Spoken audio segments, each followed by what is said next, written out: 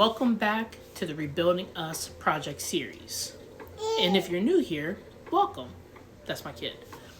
Before we get started, I want to invite you into this community. If you hear something today that benefits you, please like this video. If you'd like to add to the conversation, or if there's another relationship topic you'd like me to dive deeper into, I invite you to comment below. And if you think this message could help someone you love and care about, please share it with them. Because the goal here is simple: to create and maintain healthy, meaningful, and fulfilling relationships. And if that matters to you, make sure you subscribe so you don't miss future conversations like this. Now, let's talk.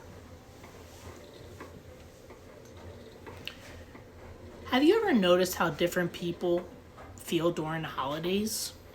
Suddenly, people are kinder, more patient, more generous, more forgiving. Strangers hold doors for you. They let you into traffic. You make a mistake and whatever. Families gather. Old arguments get put on pause. People give more, smile more, hope more. We even have a name for it in our society and in our culture. We call it the holiday spirit. It's that season where generosity feels natural, gratitude feels easier, togetherness feels important. There's almost a magic in the air. But here's the question: why does that spirit show up for a few weeks, and then, as quickly as it appears, it then disappears?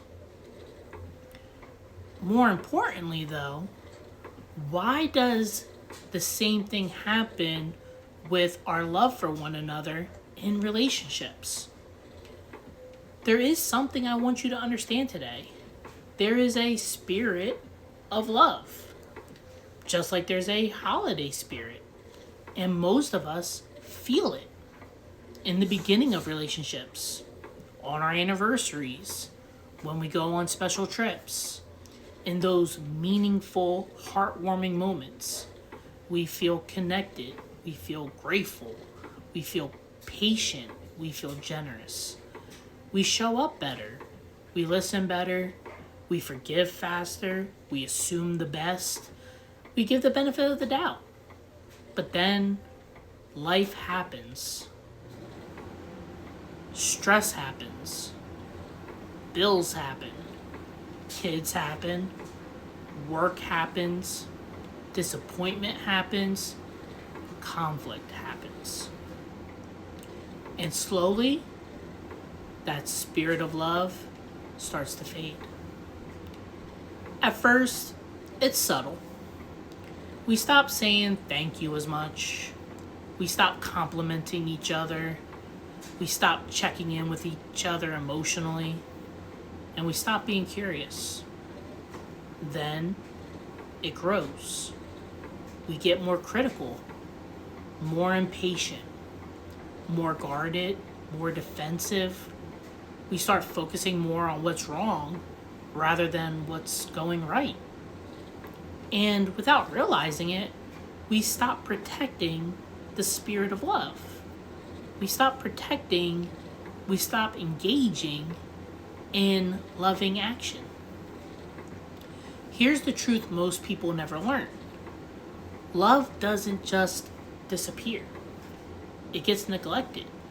It gets crowded out. It gets buried under the pressure. It gets suffocated by resentment. It gets starved of attention, just like a fire.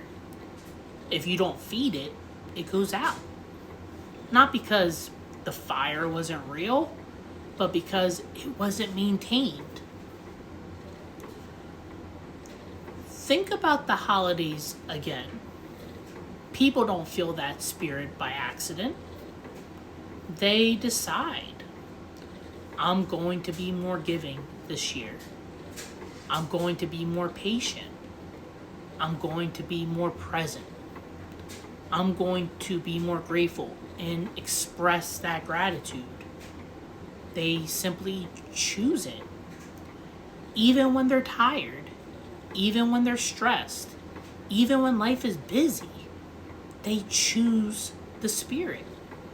And that's what creates the quote unquote magic. The same thing is true with love. Healthy relationships are not built on feelings alone.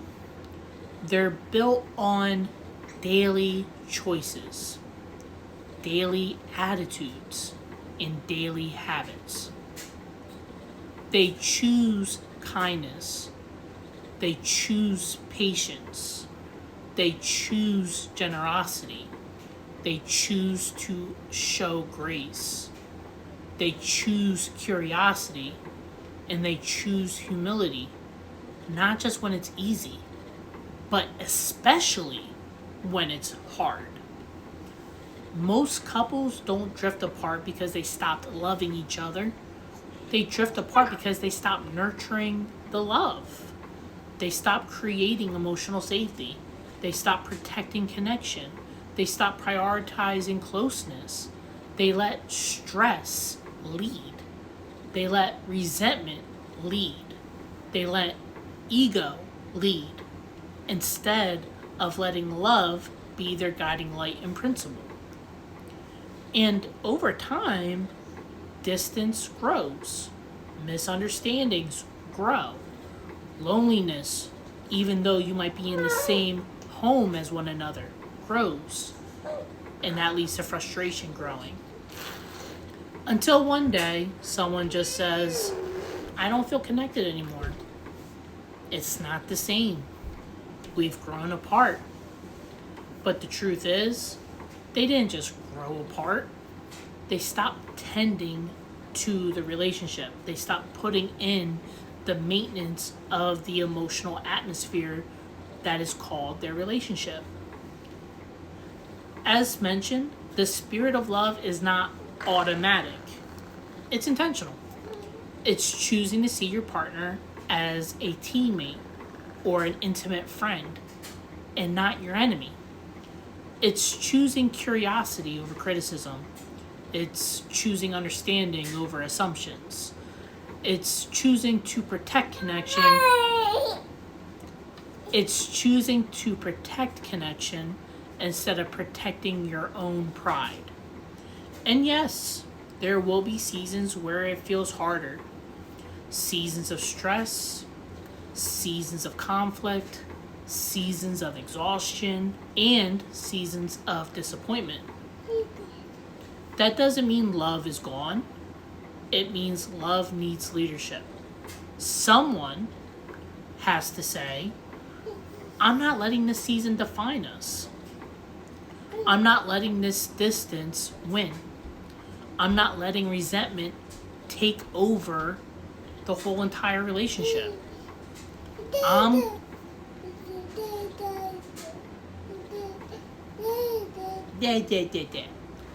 going to choose love anyway. This is what emotionally healthy couples learn. They don't wait to feel loving. They practice love. They practice gratitude. They practice forgiveness. They practice empathy. They practice gratitude. They practice forgiveness. They practice empathy. They practice repair over and over again. And here's the beautiful part. When you protect the spirit of love, it actually protects you back. It creates safety. It creates trust. It creates intimacy. And it creates resilience within the relationship. It becomes the foundation that carries you through every storm. So if you're listening right now and thinking, things feel distant, we've lost the spark, it doesn't feel like it used to, let me encourage you. It may not be too late. The spirit of love can be rebuilt. Yeah, but it requires intention. It requires humility. It requires effort.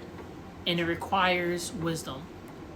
And it's done one choice at a time. So start small. Say thank you more. Listen better. Put your phone down when people are talking to you. Ask deeper questions. Be more affectionate and be more present. Protect the connection. Protect being kind. And protect that overall spirit of love in your relationship. Because love isn't something you just fall backwards into. It's something you choose every day. And when you choose it consistently, it becomes a powerful force. If this message spoke to you, let me know in the comments. If you'd like me to go deeper into any part of this, please tell me below. Thank you for being here. This is the Rebuilding Us project, and I will see you in the next video. If you love each other but struggle to communicate, if past wounds or future fears are creating tension, or if you're an individual ready to grow, reconnect with yourself in a way that heals, this is for you. Most couples don't fight because they don't care. They fight because they don't know how to evaluate and communicate emotions when pressure is high. When you're tired, when you're hurt, when something deep down inside gets triggered, that's when things start to fall apart. I help couples and individuals build emotional intelligence under pressure, so that when we are faced with conflict, we approach it with clarity, rather than approaching it in a way that causes collateral damage. Here's how I work. First, we start with a free 15 to 20 minute call to understand what's really happening underneath the surface and to see if we're a good fit for one another. If it makes sense to move forward, we'll do a $60 clarity session where we break down your patterns and build a real plan to help you move forward. And if you want deeper support, I offer ongoing coaching for individuals and couples. This isn't a space for judgment, no taking sides, and no generic advice. Just practical tools you can use right away, based off of your situation. If you're tired of repeating the same cycle, message me clarity. Let's unpack what's weighing you down and free you up to enjoy what's to come.